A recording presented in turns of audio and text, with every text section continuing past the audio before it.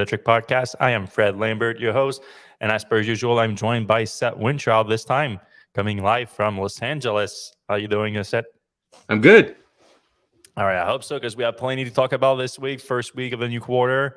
So it's going to be a good show for people that love numbers, because we're going to discuss a lot of delivery result, a lot of production result. Something we love to do because when there's high volumes of in those quarterly report, that means more electric vehicles on the road and less gas mileage, which is what we all want. Cleaner air for everybody. And we're going to start out with that, starting with who else is going to deliver more electric vehicles than Tesla. As per our expectation, the consensus was about 420,000. Well, there's been a lot of debate on the consensus, and I took a lot of crap from my article on this, saying that that Tesla beat expectation, because apparently this quarter, like a lot of people that were using two different set of supposedly consensus, one at 420 and one at 430,000, which not. At the end of the thing is like it's not that big of a difference, 10,000 units on almost 500,000. But it's the difference between meeting expectation or actually missing expectation and beating expectations.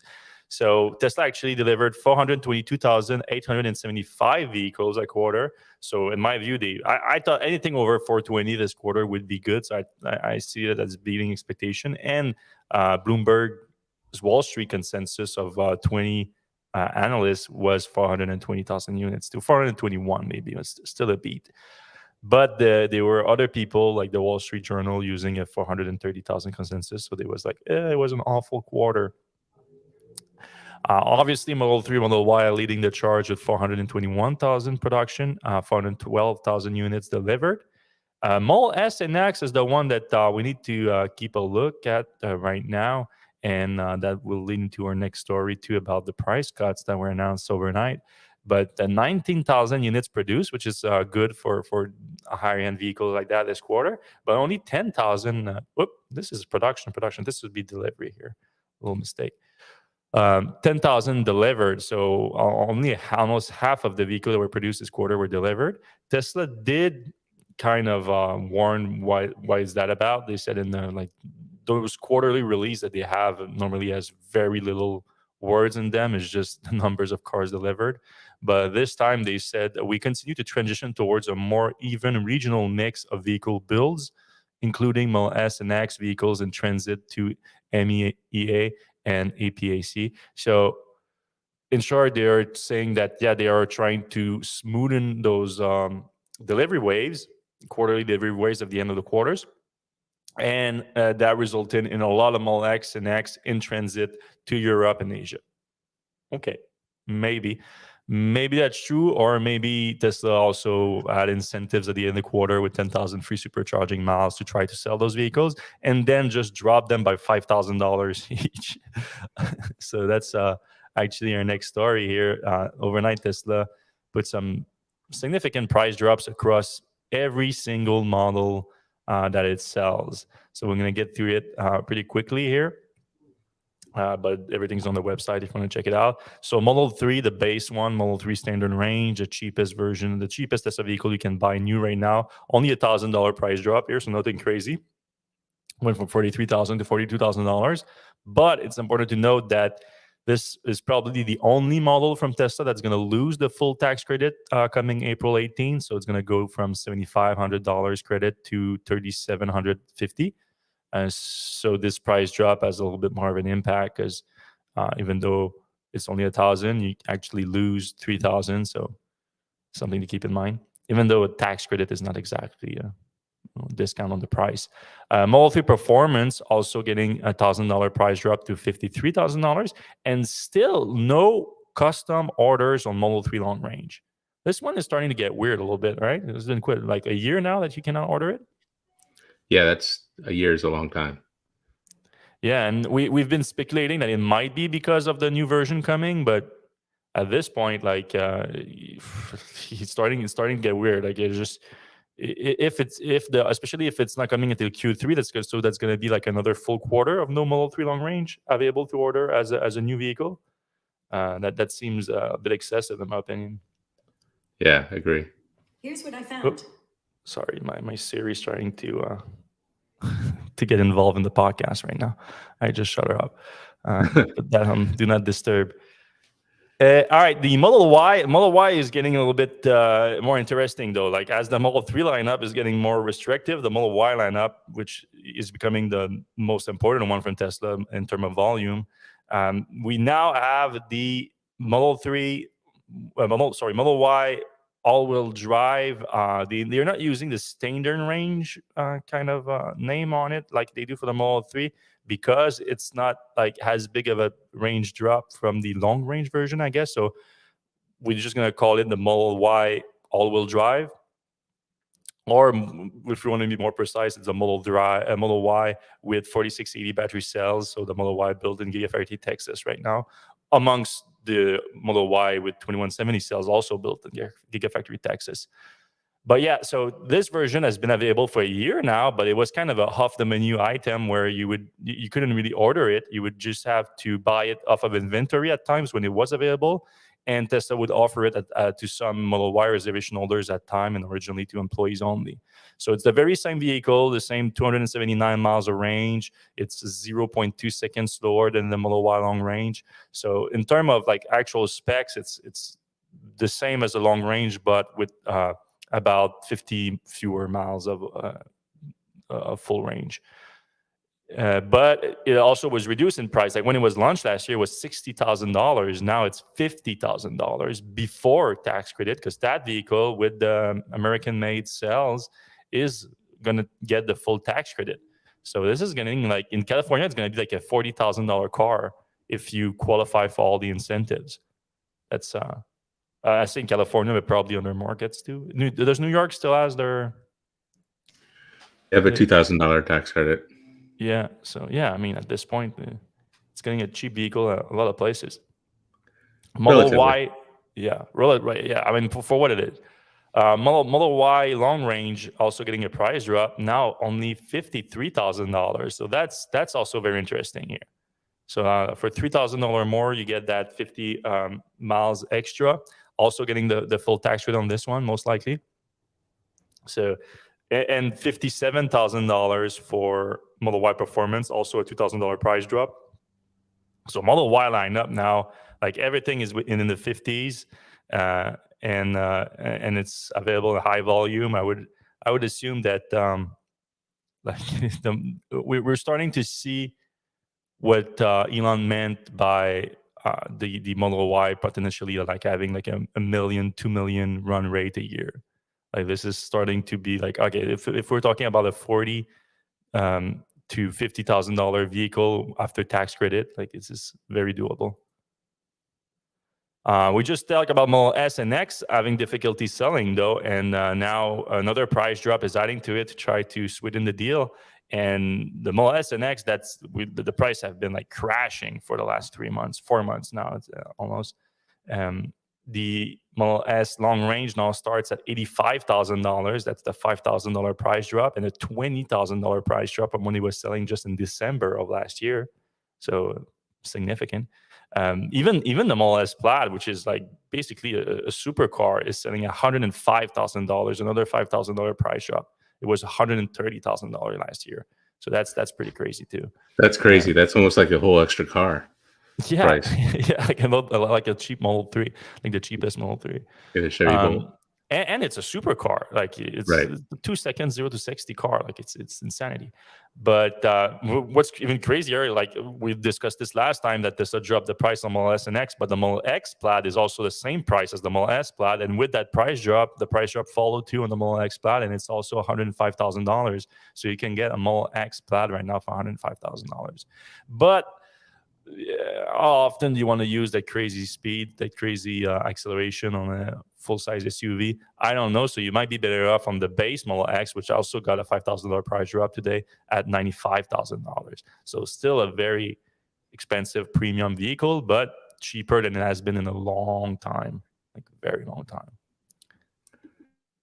Yeah, and Elon Musk on I think it was the last earnings call said something about the price elasticity, where Tesla was finding that if they dropped the price a little bit, it would automatically spur a lot of demand. So I'm assuming that this is all demand driven. They're producing more than the supply chain is caught up. They can make as many as they need, so they have to drop prices a little bit. Yeah, I don't know. That's probably accurate. I mean, Steve Sutton just had another take on it here. Unpopular opinion: Tesla looks at supplier costs for the next quarter or two and makes price adjustment accordingly. This differ from many other companies, so folks don't understand. I mean, yes, this could have an impact for sure, but historically, when you look at Tesla pricing, it's has been demand driven. Tesla will charge as much as it can charge for a car. So Right. yeah, the thing set your explanation is probably closer to reality right now, just because when Tesla could charge a lot more for their car last year, they did, and that was reflected in the gross margin. Even though Tesla had pressure from suppliers for sure last quarter, the gross margin went up with the pricing, so that makes sense too. Now you're going to see gross margin go down this quarter when Tesla released earnings in a few weeks. Yeah, and investors don't really like that so much. Yeah, no, that's going to be the big thing. Obviously, record deliveries, but record deliveries based on lower prices. So how the margin are going, well, not how, by how much the margin are going to be affected. We know how it's going to be affected in what way, I should say, in negative way, obviously. But now this second price drop obviously is going to have a big impact this quarter. I mean, I have to say, I like this strategy. You make as many cars as you can, and you sell each one for as much as you can get for it. Yeah. Like, makes sense. And it's not like Tesla cannot afford taking a hit on the gross margin. They have industry leading gross margins right now. Right, and it's not like they're trying to be exclusive or low number cars. They're making as many as they possibly can. They're opening factories. Mm-hmm. They're ramping production in each of the new factories. So good for them. Yeah, I agree. So yeah, we already discussed the new Model Y all-wheel drive with 4680 cells being launched, and so why that brings a question: though, why is it being added to the configurator right now? Why can you order a new one right now? That might work with the next story that we're going to discuss real quick, which is that Tesla Gigafactory Texas achieved a new run rate of 4,000 units per week. Now, Tesla obviously doesn't break down the one build with structural battery pack and 4680 cells and the one build with the 2170 cells, so we don't know exactly what's happening. But it could potentially mean that Tesla had a little ramp up in capacity for the 4680 cells vehicle production, which is why it's not just an inventory car now and one that you can custom order build to your liking. So congrats on the team at Gigafactory Texas for ramping up 4,000 a week. Though they're a little bit behind the little friendly competition they have at Gigafactory Berlin now, which achieved 5,000 just the week before that. Something to keep an eye on. Yeah, but Berlin doesn't have to deal with the 4680s, so I feel like that's a major difference, obviously. Major difference. All right, big news that came out yesterday with Tesla filing for the annual meeting that's going to be coming in May. We have some votes for shareholders coming up, and one of them was to vote for a new director because we're losing Mr. Hiromichi Mizuno, the head of the Japan Government Pension Investment Fund that has been on the board for almost 2 years now. He's going to be replaced by no other than JB Straubel coming back to Tesla. That's big news. Very happy about it. I assume that you have the same feeling, Seth. Yeah, you need the applause thing on your Road Podcaster thing. I don't have it. The moment's gone. It's too late. Damn. There we go. There we go. No, it's great news. We've always been fans of JB, and obviously he started his own company. That's kind of his day job. But I thought it was interesting that the Reuters report kind of put it in the context of succession planning, and if something should happen to Elon, or he decides he wants to be a Twitter CEO. In that context, well, would JB be the CEO of Tesla? That would be interesting. I But think it would be the best, like my number one pick for sure, for if sure, that me too. happens.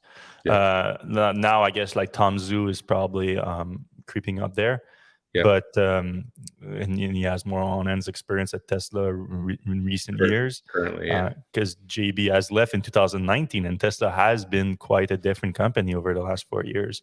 It's hard to question that, but it's not like JB has been sitting on his hands for the last 4 years either. He's built a company that arguably is necessary for Tesla to achieve its own goals, which is a company that is building a battery material supply chain in North America, which we simply didn't have until I would say now, but we don't even have it just now. Like it's starting to be a significant supply chain now. So yeah, there's a lot of very cool things about that. Just purely JB being back on board, even if it's just as a board member rather than as an executive, he's still going to have a bigger impact he did on Tesla over the last 4 years. And it could potentially imply some connection between Tesla and Redwood, even though that would come with a bunch of red tapes, as like, you know, since he's a board member, they would have to, you know, disclose everything. But we've seen that before, just like when before Tesla acquired SolarCity, for example, there was a lot of interaction between the two companies. So we could see something happening like that with Redwood, which obviously would be a good partner for Tesla on the recycling front for the batteries, For sure. and on the battery material supply chain. So yeah, congrats on congrats on JB. He's just being nominated right now, but I would assume it's pretty much a done deal. Like, Right. He's, as far as I know, he was universally loved at Tesla and amongst Tesla shareholders. So I think he's gonna come in at like a 95% approval rate, something like that. I wouldn't be surprised. All right, a few more Tesla news, and before we get into the non-Tesla news today, we have a lot of people commenting right now. But if you guys have any question for us, put them in the comment section. We're gonna get to them in about 15, 20 minutes. We're gonna be able to have some time to answer your questions. It can be about things that we talked about today on the show, or other topics in the EV industry that you want us to tackle real quick. Let us know in the comment section below. All right, next one, the CyberVault. So that was teased by Tesla China last week, but it was fully unveiled this week. And it's a box, people. Tesla is selling a box. But even though it sounds gimmicky, I actually see some kind of value in this product here. So the CyberVault, it is sold by Tesla, though, as like a full home charging installation. So it's not a bad deal to like it's dependent on obviously some condition at your installation site, obviously that always change. But the way that Tesla's website made it sound, like if you're within 30 feet of your electrical panel, like it's $1,000, or at least a Chinese equivalent of $1,000, which is not a bad deal. Like to have a home charging station installed for that price. Normally it's more expensive than that when I'm talking about the charger included too. And why I think the product itself is interesting is that it uses this mobile charging station with the adapter attached into the box. So what does that mean is that it makes it like a clean installation at home for a home charger, but then you can quickly just detach the adapter right here and just keep the other adapter at home for like the for your regular outlet, and then you can just pick that up. You can cleanly pick up your mobile charger and put in your car when you go on a road trip or something, or leave it there as your home station in a clean look. And so I think there's some value in that, because if you're someone that only has the mobile charger, which is like me, I don't have a home charger installation right now. I do bring it with me when I leave and I go to my other place, or I go on a road trip. I like to have the option, even though I'm mostly going to use a supercharger. I would like to have the option, if I I'm on a road trip and I have a Airbnb somewhere, but I can use the outlet outside and just get some trickle charge overnight, things like that. Super useful. But then when you do that and you use your home charger, also your mobile charger also at home, you have not as clean as a setup really in your garage normally. So this is I think this is might not be worth a ton of money as a product. Like it's still just a box, even though there's some electronic components to it. It's pretty cool, I think. Yeah, I guess it has some security to if you're an apartment dweller and you have shared parking lot. You don't have to worry about somebody running off with your cable. Yeah, it is lockable too. You can lock it, so there's some value in that. And it looks like a Cybertruck set. How cool is that? Yeah. Yeah, I have a feeling that a lot of Tesla products are going to look like Cybertruck-inspired in the next few years. I don't know. It does feel like that. Yeah. All right. This one was weird. This is a Reuters report that based on 9 former Tesla employees that claim that Tesla employees within Tesla are sharing private videos filmed from customer vehicles. So this is something that has come up over the years every now and again, some concerns about the fact that basically the Sentry mode and the Tesla cam features that are using the autopilot cameras on the vehicle. So there's 2 reasons that Tesla might have access to those video if you choose to share them. So at least there's that. You have to choose to share them with Tesla. And Tesla's supposed to use them to improve on autopilot, on self-driving, on Sentry mode, on Tesla cam with the use of those videos. Now, what the report suggests is that employees were sharing it without that context, outside of that context, more of like, hey, look at this. So like example, for example, one of the employees says, we could see inside people's garages and their private properties. Let's say a Tesla customer had something in their garage that was distinctive. People would post those kind of things. So, and one gave an example of an owner approaching his vehicle naked, and they would share that video. So that's obviously inappropriate. Tesla didn't comment on the report as usual, but I kind of have a feeling set that Tesla knew that the report was coming, because just a few weeks ago they posted out of the blue, they posted their new webpage about their privacy approach and how they take privacy, and they had a whole explanation on that. And the main focus is that, yeah, we have access to your videos, but they are anonymous in the sense that the video file is not associated to your Tesla account, so we don't know it's you. Even though, like, if you have a video of someone naked, like it's still a person naked, like you can see who it is. Yeah. But yeah, so this is the chart that Tesla posted that basically says like how your data is being processed. So the cabin camera, for example, processed directly on vehicle by default, okay?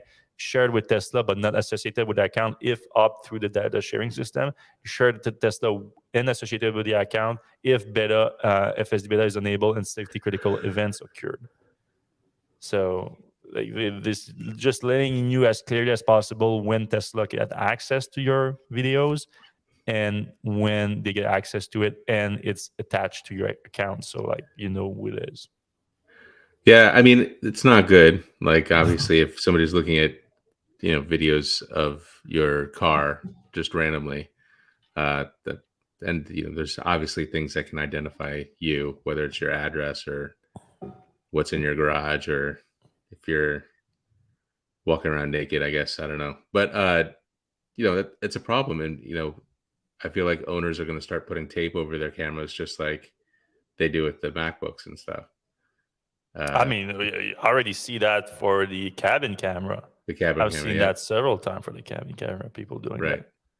I mean, outside cameras, that would be more problematic because you would need to remove them every time you use autopilot one. I would assume now you would need to remove it for the cabin camera when you use FSD too, because FSD needs to look at you when you're using it. Yeah, I wonder if it would make sense for Tesla to say, hey, look, you can manually just turn off all cameras, when they're not being used. Like, when it's just sitting in your garage, cameras are all off unless you're, I don't know. Yeah, I mean, I would assume that that's already the case unless you have Sentry mode activated. Right. So I don't know like what the context are of the Tesla employees getting those videos that were discussed in the report, but it is concerning for sure.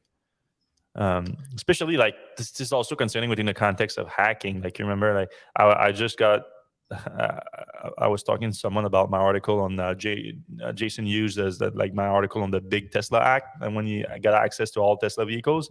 Right. So now that was pre that feature, but now there's a live camera feature on all Tesla vehicles. If you have Sentry mode on your car, you have live cameras on your car, and you can just pick up your mobile phone and see around your car all the time, just like you do from like a Nest Cam, for example. And we know that, I don't know if Nest Cam themselves were hacked before, but I know like there's plenty of these own cameras that were hacked before, and you can, like, there was like dark web website where you can like go look at anyone's camera basically, and things like that. So like the similar concern could happen with Tesla cameras, and anyone could just look and, oh, I think the inside camera is also on live camera now, so anyone could just like act you and look inside your car and look at you driving or something. I don't know what they would do with that, obviously, but Right. it's still, it's things that we don't want. Right. And there's a lot of celebrities in Teslas. You could That's true too. sell Like access to Jordan Peele's car or something. yeah, there's a market for that, I'm sure. Like I wanna just look at Jordan Peele driving for hours. I saw him at a coffee shop earlier. That's why. That's why you're thinking about it. Wasn't a big fan of his movies, except the last one, Nope. I wasn't that into the Nope thing. Yeah, I like the his alien one. The Key and Peele show on Comedy Central. Oh yeah, Key and Peele show is the shit though. That's awesome. All right, we're off the Tesla news. A few more news items to discuss, and then we're gonna jump into your comments. So please put your question in comments. I see there's a bunch of them. Greg is on right now. Hey, Greg, Grace. We have a lot of people listening right now. The RAM. So we reported on the unveiling last week or a week before that, but for some reason, like RAM, they unveiled the electric pickup truck, but they didn't give us that many details in terms of specs. So now we have the actual specs here to discuss. And as you remember, they were hyping them up like crazy. They said this vehicle is going to be revolutionary and blah, blah, blah, blah, blah. And we're like, yeah. Show us the specs. So now let's get into it. So the standard battery pack, so they weren't kidding in terms of like the battery capacity on this thing, because the standard battery pack is 168 kilowatt hour. So it's basically like a semi-truck battery pack in there. There's semi-trucks that have a battery pack of that size. Very short range one, but still. So they say that base one will give you a range of up to 350 miles. So that's not EPA range just yet. I think that's their own estimate, but it should be close to that. There's a longer range version, I should say, with a 229 kilowatt battery pack. So that's as big as we've known in commercial vehicles, right? It's bigger than the Hummer. Bigger than the Hummer. Yeah, bigger. The Hummer was Hummer's the biggest one. 210 or something, but yeah, bigger than the Hummer. So the new biggest battery pack yet, and they claim that will give you a range of up to 500 miles. So that's interesting, because now we're talking about something that a lot of people could use with like a trailer, a full trailer, something like that, and still get over 200, 300 miles of range, depending on the kind of load. Speaking of load, the towing capacity is up to 14,000 pounds and a payload of up to 2,700 pounds. 800 volt fast charging, that's good. They're talking about 110 miles for 10 minutes. Okay, yeah. I would like to have like a 10% to 80%. That would be more useful a little bit, but dual electric drive motors, 250 kilowatt. I assume that's each. I would hope that's each. It's each, because 654 horsepower total. So that makes sense. 0 to 60 in 4.4 seconds, which obviously is very good for a pickup. There's going to be some vehicle to home, vehicle to vehicle, and vehicle to grid bidirectional charging capacity on that thing. So we like to see that, especially with that kind of battery capacity. Like this is where like I've always been more on the Tesla side of things when it comes to like the vehicle to grid, vehicle to home. I'm like, I like the vehicle to everything, like powering like your camping station with the Ioniq 5, for example. That's cool. But for like actual like vehicle to home, I'm like, how useful would that be? But the bigger the battery pack, I think the more useful it's gonna be, because like how often are you actually going to use the 500 miles out of that truck? Like unless you use it as like a work truck every day, like you use that big capacity for like the times that you're going to pull your trailer or pull your boat to the lake or something like that. But on a day-to-day basis, you're not using it. So it's a lot of capacity that can be used, I think, as home charging at the same time. 22-inch wheels available on this thing. The interior, we have seen it a little bit last time. We have new pictures here. Looks like, trucks these days, they're like luxury vehicles inside, basically. And this one is no exception. We don't have pricing just yet because this thing is not coming until 2025. So no rush on pricing. But for the 229 kilowatt hour battery pack version, I wouldn't expect anything less than what, like 80, 85 maybe? I don't know. 6 figures for that might make sense. 6 figures? I You mean, think that's possible? you're talking about a Hummer, basically. Yeah, but it's a Ram. Like Yeah. how many Ram vehicles sells for over $100,000? I'm not sure. My one of my friends in New York has one, and I think he They're not paid like cheap. 6 figures for it. Oh yeah, I mean I know they're not cheap, like, but I mean, 100,000. he's got like a luxury thing going on in Yeah, there. It's like leather yeah, seats yeah. and everything. Yeah, I've seen the interior of those. Sometimes they get pretty wild. Like you don't expect that from a pickup truck. Right. All right, we got some delivery numbers from GM too. Their biggest quarter yet for electric vehicles with over 20,000 EV deliveries. And obviously the Bolt EV is dominating that with 19,000 units, if I remember correctly. Trying to find it. 19,700. Yeah, Oh, well. you're right. That's Bolt EV and EUV combined. Then you have only 968 units for the Lyriqs. And then we were talking about the Hummer EV. I don't know what's happening with the Hummer EV. There was 2 Hummer EV pickup trucks delivered last quarter. That's crazy. Yeah. That's at the same time, that's 400 kilowatt hour battery pack. You could have made 8 Model 3 standard range with that. Yeah. So you can look at it like that, maybe. Then we have some delivery numbers from Rivian. They produced 9,295 EVs, and they delivered just short of 8,000 units. So that's one of the things that are hurting. It's hurting Rivian a lot, is that discrepancy between the vehicle manufactured and delivered each quarter. So that hurts also their gross margin a lot. So hopefully they can close that gap there, because that would make them look a lot better with their gross margin every quarter, which I hope is going to increase this quarter around, because like we said, even though we are impressed with the production ramp at Rivian, we're still not impressed at the kind of margin they are getting on those vehicles. Yeah, the CFO came out with some words, and I think they plan to be kind of neutral on margin by 2025. If I remember correctly. I thought it was next year.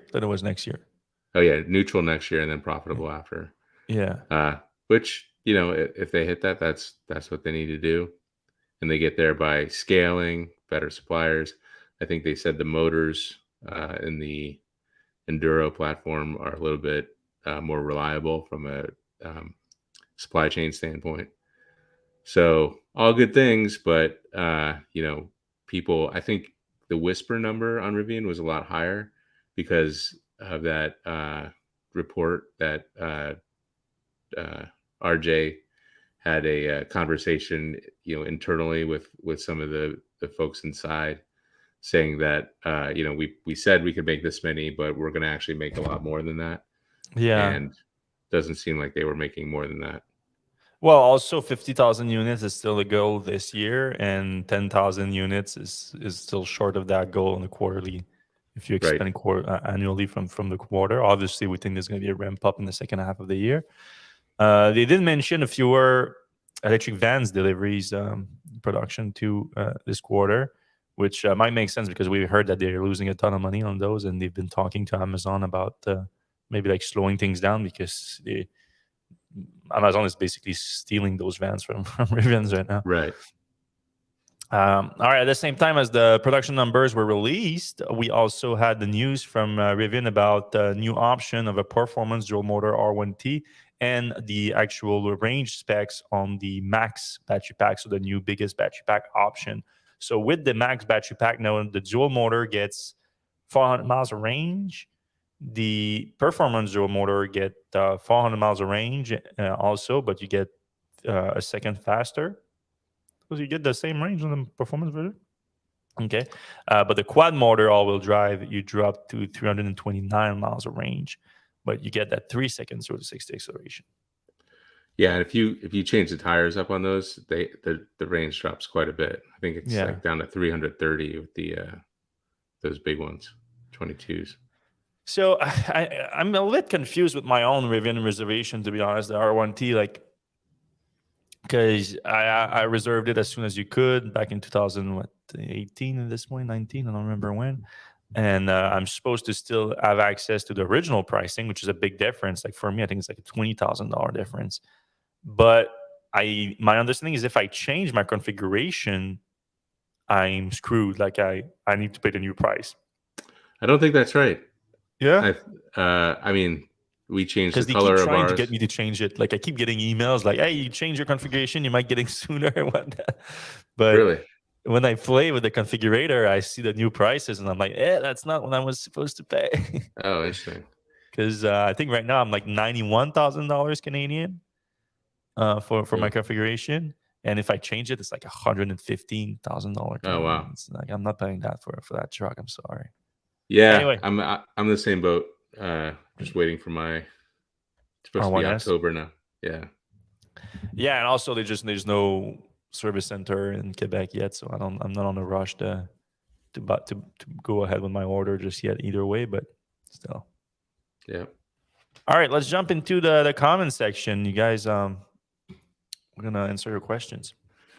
We talked about Steve Sutton's unpopular opinion a little bit already, but he continues. Tesla said this in multiple plans and statements. Do they make other changes sometimes driven by demand? Sure, but that isn't the norm and won't be going forward.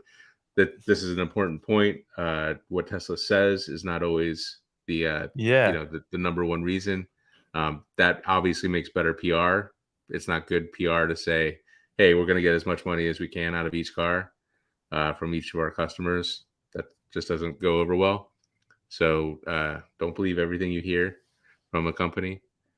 I don't know how you feel about that, Fred. No, I agree. Like you have to take it for, but and at the same time, like maybe they say that, but also Elon said it that they're gonna adjust pricing to cater to the demand, and so they can say a lot of things. You have to use your logic to kind of find the truth and read between the lines. And it's clear right now that Tesla needs those price drop to create the demand that they can produce for, which is a lot, to be fair. Like it's not a bad thing necessarily. Like, yeah, I mean, the stock might take a hit this quarter when we learn about the gross margin, or maybe not. Maybe the gross margin are not that bad either, but they're gonna take a hit in the gross margin for sure. But they're delivering and producing more electric vehicles than anyone else right now, and in a better spot than any other automaker in the market to bring us to the electric future that we're all looking forward to. Yep. All right, Roller 20. Do you think they'll make a Model Y with LFP? I'd rather be able to charge to 100%. Your thoughts? Yeah, I would love that. I would I assume they're waiting for that because they do have that in other markets. Obviously, in China, there's a standard range one, if I'm not mistaken. And I assume it's using LFP cells. I would assume that would make sense. We don't have those details, obviously. In the US, probably Tesla is waiting to have LFP cells production here, whether themselves with the 4680 or through the rumored partnership with CATL that's supposed to be mirroring Ford's partnership with CATL. So once that comes into play, it would make a ton of sense to have a standard range Model Y for like $45,000, and then with the incentives and all that, it would be a killer car in this market. That would sell quite well. Yeah. Mm-hmm. Tesla prices a year ago were raised only to reduce demand, to reduce wait time. It had nothing to do with needing to increase margins. All right, another. I mean, that's a weird way to look at it. Well, we don't want more money, but we gotta take it just so that less people place orders for us. Like that's stretching. That's a weird way to approach this thought process, really. Yeah, I don't know what you can do with that. Yeah. All right, moving on. Yes, they'll make LFP, but with the new cattle battery factory that hasn't been built yet. So yeah, that's This would same be answer as we years said. away. Like I think the 4680 cells from Tesla with an LFP chemistry could be more potentially closer to production. All right, Ron King, price changes are wonderful. I pay the same price as my neighbor and I don't have to spend 4 hours negotiating. Car price always changes. Just look at dealer discounts. Yeah, Uh, that's a fair point. Like the dealer pricing is not as transparent as Tesla. So Tesla has a transparency issue, but transparency advantage. But at the same time, now like where Tesla's pricing model is not fun for customer is like for the Model S and X, for example. It's a better example because it has the way the pricing is more clear, the way the pricing has changed. Like Tesla didn't have the Model S and X in production for Model S for like almost like a year, I think, almost a year, and then Model X for even longer than that when they did the refresh. And during that time, they collected a big backlog of orders that created this artificial demand of being higher than it should have been because they were just not producing them. So there was the scarcity aspect was due to Tesla just incapacity to bring the vehicle to production, the refresh version of the vehicle, and then they charge crazy prices on those when the production started because there was a big backlog of people trying to get it. And then as soon as they worked through the like part of that backlog or most of that backlog, now they drop the prices $30,000 in one case, $20,000 in another case. So that's a little bit that's the part that I get why the owners would be upset about it because they were charged a big premium for just being the first to order it rather than like waiting not that much longer because now the production is higher and you can get it pretty fast and you get it much cheaper too, which affects your resale price on your $100,000 vehicle. Obviously, we're talking about people that can afford $100,000 vehicle, so we're not as upset about them, but still. yeah. All right. Redwood needs more press. That's all. We were Electrek. We gave them press. We report on Yeah. basically everything they do. We're really excited about it. It's just it doesn't get that much press from like the mainstream because it's nerdy stuff. Like people don't care Right. that much about like, oh, all right, we're gonna make anode material. Ooh, what is an anode? So it's like gonna be the answer of like 99% of people. So those kind of news, they more get like local news of where the production capacity is gonna be because that's big local news because of the jobs that it's gonna create and the economic impact. But on a bigger stage, only nerds like us like this stuff. Speaking of nerdy, which car manufacturer is forecasting a sales reduction for 2025? We say EVs are increasing. Well, somebody has to decrease. I think we're already seeing like big decreases across the board. Yeah, but that's the interesting part. That Ron is right. It's a good question, but like the pandemic like fixed that problem for a lot of people where sales crashed, and like so you see sales bounce back a little bit in some cases. Gasoline car sales I'm talking about, but EVs obviously they maintain and they kept growing during that time. So it's sort of.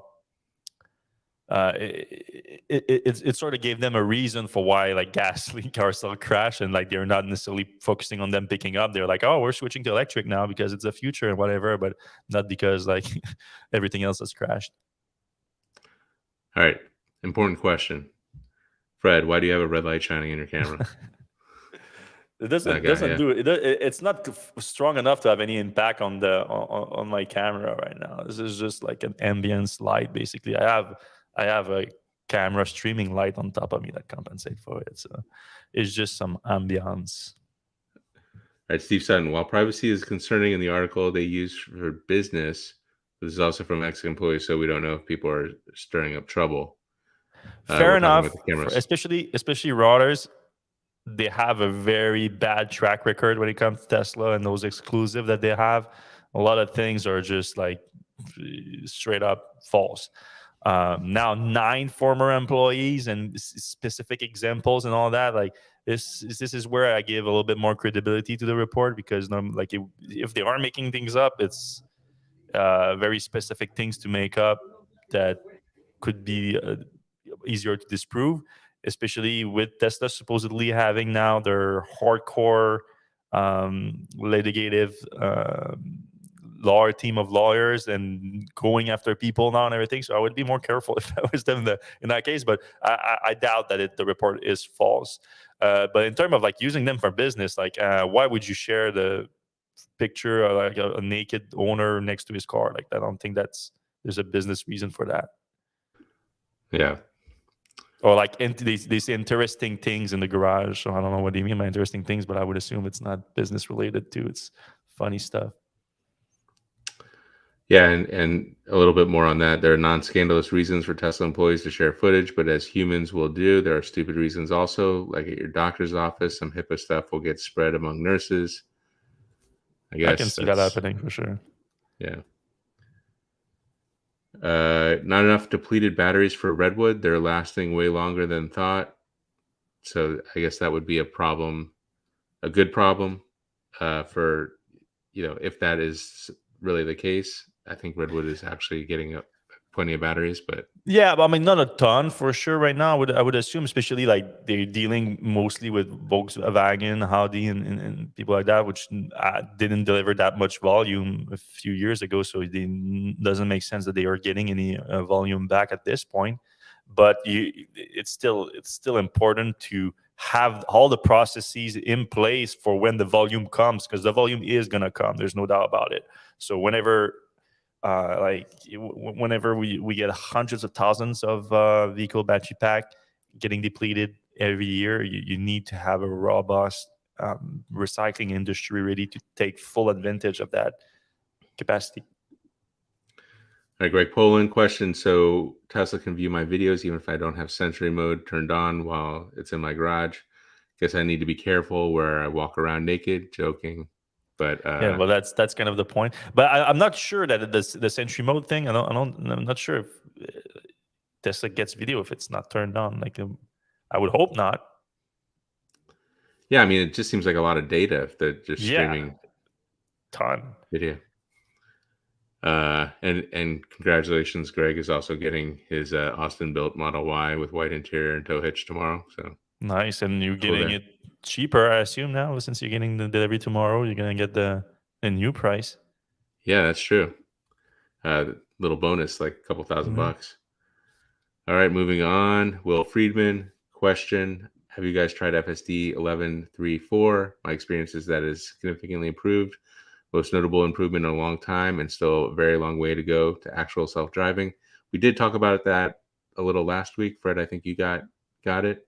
Yeah, I got it, and I put maybe 100 more miles on it over the last week since I come back from BC, and yeah, it's good. It's but like I said, my main focus is, at least I'm not concerned anymore about it screwing up my highway experience with autopilot now that the stack is merged.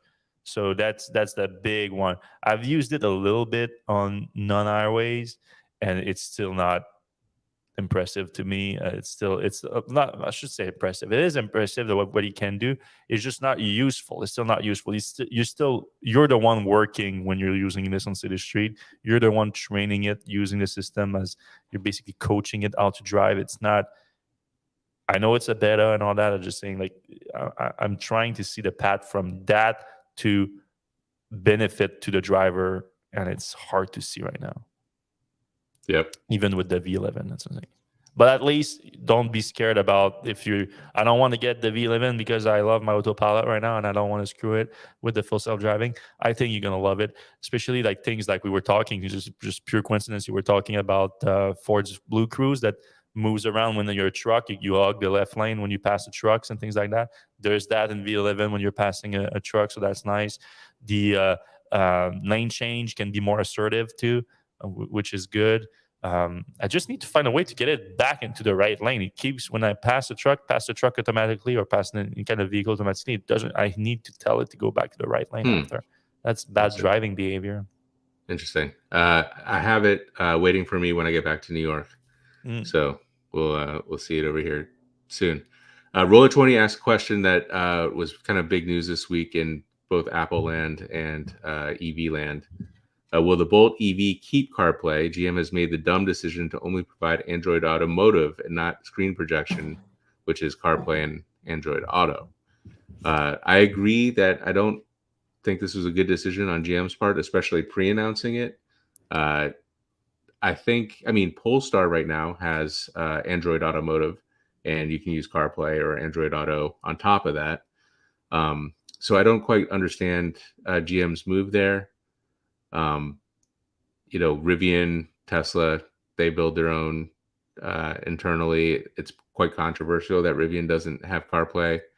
I think people have kind of moved on from Tesla having CarPlay, although from my standpoint, I'm currently driving a Mercedes EQE that has CarPlay and its own system, and you can kind of choose between the two.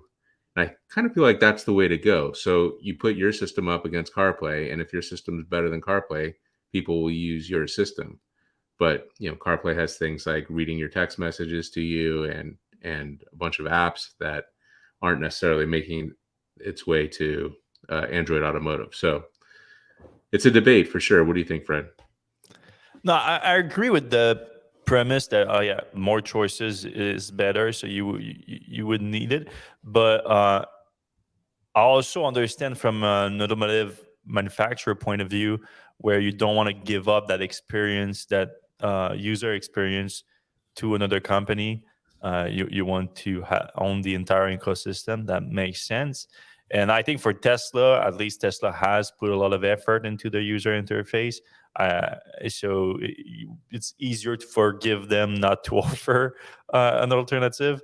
And Rivian also, I think, understand the issue and everything, that they might not be up on par with Tesla yet, but I see some hope of them getting there.